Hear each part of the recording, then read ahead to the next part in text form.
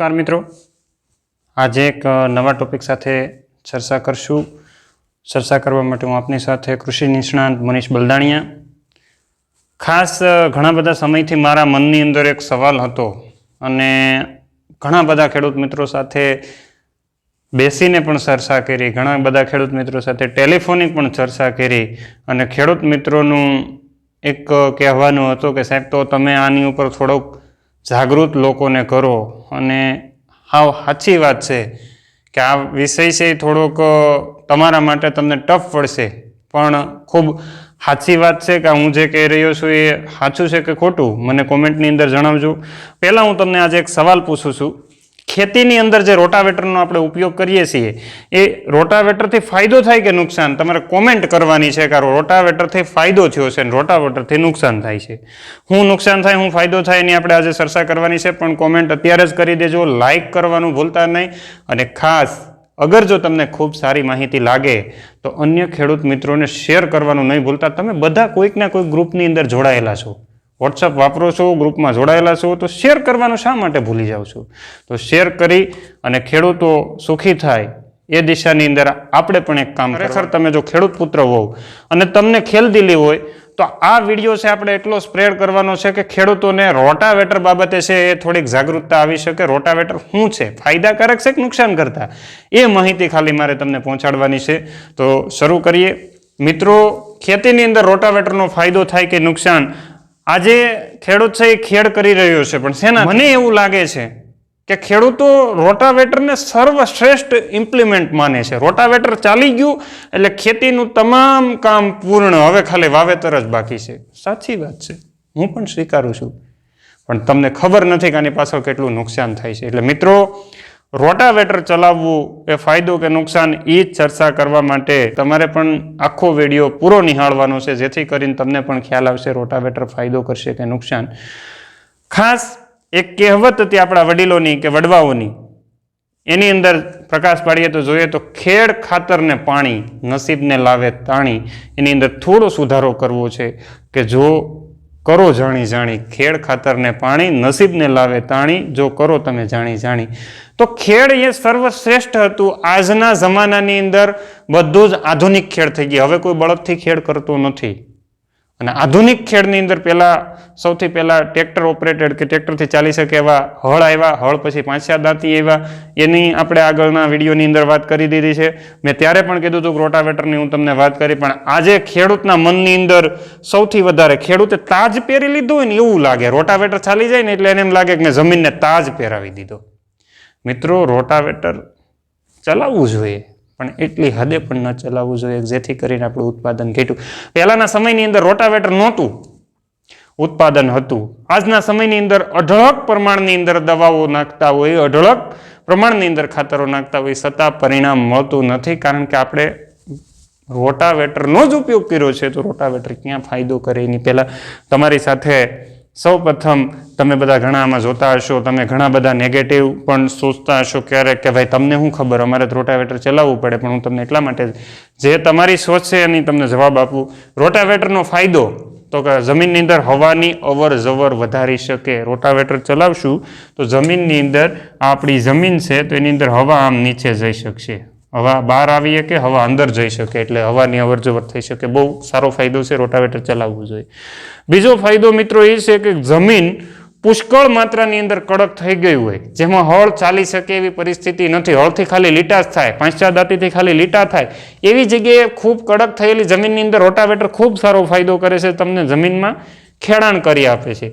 ત્રીજું, જેની જમીન ઉપર સૌથી વધારે જમીનની અંદર નિંદામણનું પ્રમાણ રહેતું હોય અને પુષ્કળ માત્રાની અંદર નિંદામણ રહે અને એમાં ખેડ ન થઈ શકે, દાંતી પણ ન ચાલી શકે, તો એવી જગ્યાએ જો રોટાવેટરનો ઉપયોગ કરશો તો નિંદામણ કરી શકાશે અને આપણે ખેડ પણ કરી શકશું.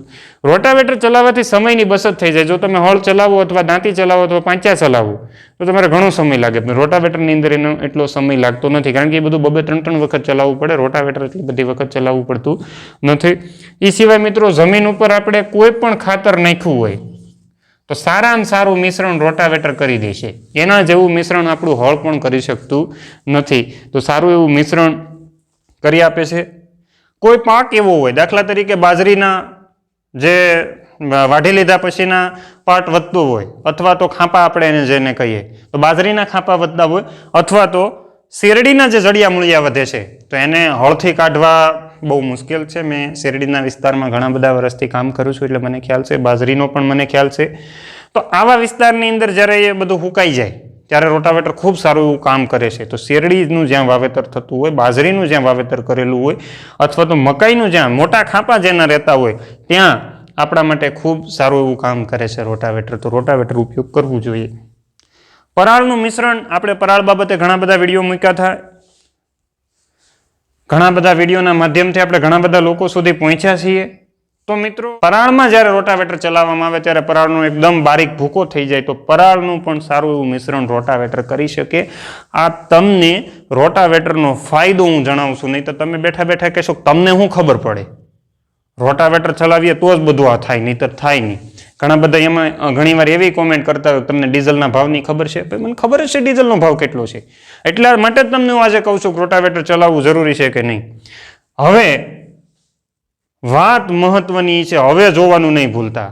તમે જે સોચતા હોય, તમે જે વિચારતા હોય, પણ હવે જોવાનું નહીં ભૂલતા. રોટાવેટર ચલાવવાથી જમીનનું ઉપલું લેયર છે ને એટલું કડક થઈ ગયું છે. ઉપરનું મતલબ આ છે ને, આ તો ઉપરનું જમીનનું હાવ પોચું, એટલું લેયર જોશો ને એક આંગળ જેટલું, આના જેટલું લેયર છે ને એ હાવ પોચું છે, બઝર જેવું થઈ જાય. પ્યોરલી આમ તમને એમ લાગશે કે ખૂબ સારું થાય, પણ એની નીચે જોશો ને પછી આંગળી ખૂતાડશો ને ત્યારે નહીં ખૂતા. જમીન ખૂબ કડક થઈ જાય. એટલે અહીંથી પોષક તત્વ ઉપર નથી આવતું, ઉપરથી મૂળિયા નીચે નથી જતા, એટલે પાકનો વૃદ્ધિ વિકાસ થતો નથી. એટલે જમીનનું લેયર છે એ ખૂબ કડક થઈ ગયું. બીજું, જમીનની ઉત્પાદન શક્તિ ઘટી. સતત જો આ મેં તમને કીધું હતું, રોટાવેટર આવતા આધુનિક જમાનો આવી ગયો, આપણે ઝડપથી ફ્રી થઈ જઈએ, પણ ઉત્પાદન ઘટ્યું. એટલી દવાઓ નાખતા આપણને ઉત્પાદન મળતું નથી, એટલે જમીનની ઉપજાવ શક્તિ ઘટી ગઈ.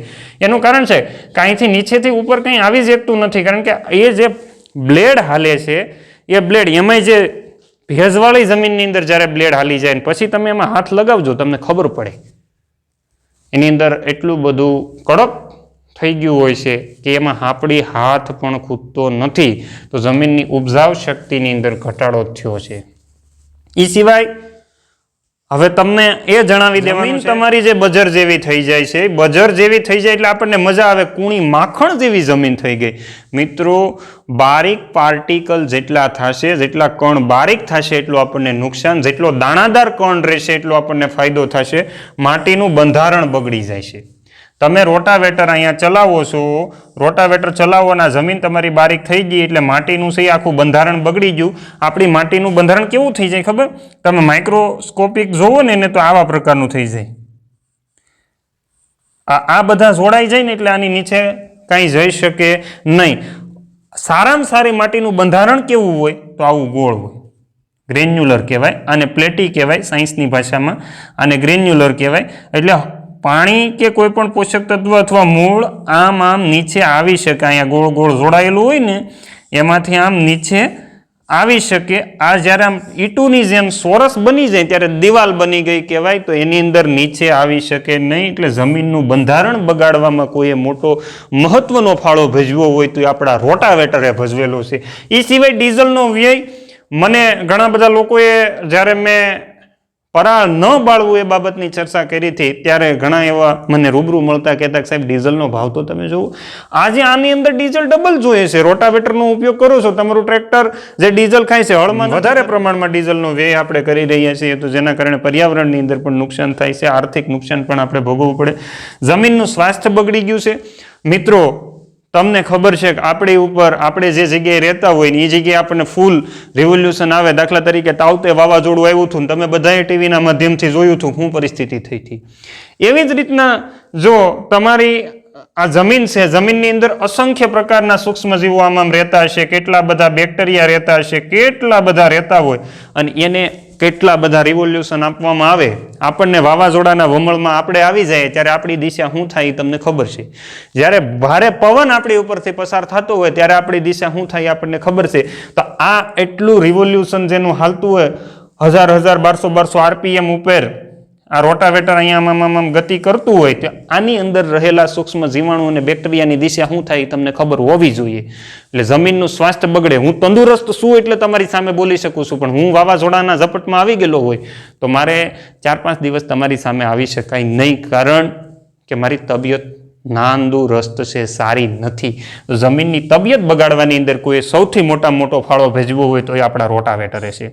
એ સિવાય ભેજ ગ્રહણ કરવાની શક્તિ જમીનની ઘટી ગઈ છે. મિત્રો, ભેજ ગ્રહણ શક્તિ આપણા માટે ખૂબ અગત્યની છે. જે લોકો રોટાવેટર હાંકીને પછી વાવેતર કર્યું હોય ને એનું ખેતર છે ને 4 કલાકમાં પી જાય. જે એનું સેમ ટુ સેમ ખેતર આપણે રોટાવેટર વગર દાંતી પાંસ્યું કાઢ્યું હોય કે હળ કરી ચલાવીને પાણી વાળ્યું હોય તો એ ખેતર આપણું 12 કલાકે પણ બારું નીકળતું નથી. એનું કારણ છે કે એની નીચે સિમેન્ટ જેવું લેયર થયું નથી, એટલે પાણી છે નીચે ઉતરે છે, એટલે જમીનની ભેજ ગ્રહણ શક્તિ છે એ વધારી શકાય છે. એટલે ખાસ મહત્વના મુદ્દા આ બધા હતા કે રોટાવેટરનો ઉપયોગ કરવાથી કેટલું બધું નુકસાન આપણે ભોગવી રહ્યા છીએ. તો આ એક અગત્યનો મુદ્દો છે. જમીનની અંદર મૂળિયા પણ, છોડના મૂળ છે એ પણ આમ નીચે જઈ શકતા નથી, પોષક તત્વો ઉપર આવી શકતા નથી.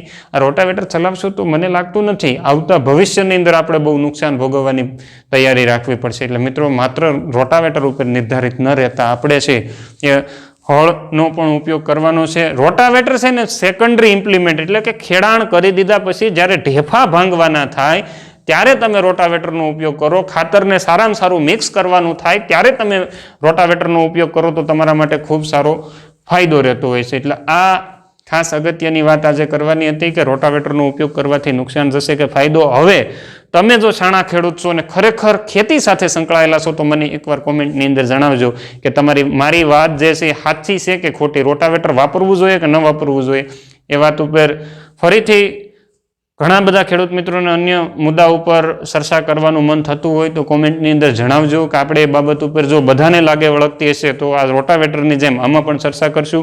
પણ જે લોકો રોટાવેટર જેટલા લોકો વાપરે છે એને વિડીયો પહોંચાડવાની જવાબદારી તમારી છે. અગત્યની વાત, સૂક્ષ્મજીવોની સાથે સાથે અળસિયાની પણ વાત કરી હતી. તો અળસિયા આજે ખેતરની અંદર દેખાતા નથી તો એની પાછળ પણ રોટાવેટર ખૂબ અગત્યનું મહત્વનું ભાગ ભજવતું હોય. હવે તમને એમ થશે કે સાહેબ ના પાડે રોટાવેટરનો ઉપયોગ કરવાનો નથી, પણ મિત્રો હું એવું ના નથી પાડતો. રોટાવેટર વાપરો. વર્ષની અંદર એકવાર જમીનની અંદર કદાચ રોટાવેટર ચલાવ્યું હોય તો એમાં કોઈ નુકસાનની વાત નથી. પણ આ તો જ્યારે ખેડ કરે ત્યારે રોટાવેટર. હવે તો બધા ટ્રેક્ટરે ઘરના, રોટાવેટરે ઘરના, જોડાવેલું જ રાખે. જ્યારે ખેડ કરો ત્યારે રોટાવેટર ચલાવવાથી બહુ મોટું નુકસાન થશે. યાદ રાખજો, વાર્ષિક એકાદે વખત વાપરો તો ઠીક છે. શેરડી જેવા પાકમાં વાપરતા હોય તો ઠીક છે, હું સમજી શકું છું. તો અત્યારે ખાસ કરીને ધ્યાન આપજો. બાગાયતી પાકોની અંદર કદાચ વચ્ચેલા ગાળાની અંદર રોટાવેટર આપણે ઉપલી સપાટીએ ચલાવીએ તો એટલો વાંધો નથી, પરંતુ જો તમે ખુલ્લી ખેતી કરતા હોય અને રોટાવેટર ઉપર નિર્ધારિત રહેતા હોય તો હવે પછી આ તમને એક ચેતવણી પ્રકારની વાત છે, ચેતી જજો, નહીંતર આપણે નુકસાનની ભીતિ રહેશે. મિત્રો, ખરેખર માહિતી તમને અગર જો સારી લાગી હોય તો શેર કરવાનું નહીં ભૂલતા. ચેનલ ખાસ કરીને ઘણા બધા લોકો તમે વિડીયો જોવો છો પણ સબસ્ક્રાઈબ કરતા નથી, તો સબસ્ક્રાઈબ કરવાનું પણ નહીં ભૂલતા. શેર કરવાનું એટલા માટે છે કે ખેડૂત મિત્રો જે છે જેને ખબર જ નથી કે આવું કંઈક હોય છે, આવી માહિતી આપણને મળતી રહેશે, તો એવા લોકો સુધી પહોંચાડો. અને લાઈક કરવાનું પણ નહીં ભૂલતા. જો તો મને એવું લાગશે કે તમને બધાને મજા આવે છે મારી સાથે જોડાઈ રહેવાની પણ, ને મને તમારી સાથે જોડાઈ રહેવાની, તો એ લાઈક ઉપર ડિપેન્ડ રહેશે. એટલે લાઈક કરવાનું પણ નહીં ભૂલતા. આપણે એક જ સૂત્ર સાથે કામ કરીએ છીએ કે આ દેશનો ખેડૂત જો બલવાન હશે તો દેશને ધનવાન બનાવી શકશું અને વિશ્વની અંદર નંબર 1 સત્તામાં લઈ જઈ શકશું. એટલું કહીને વિરમું છું. જય જવાન, જય કિસાન, ભારત માતા કી જય.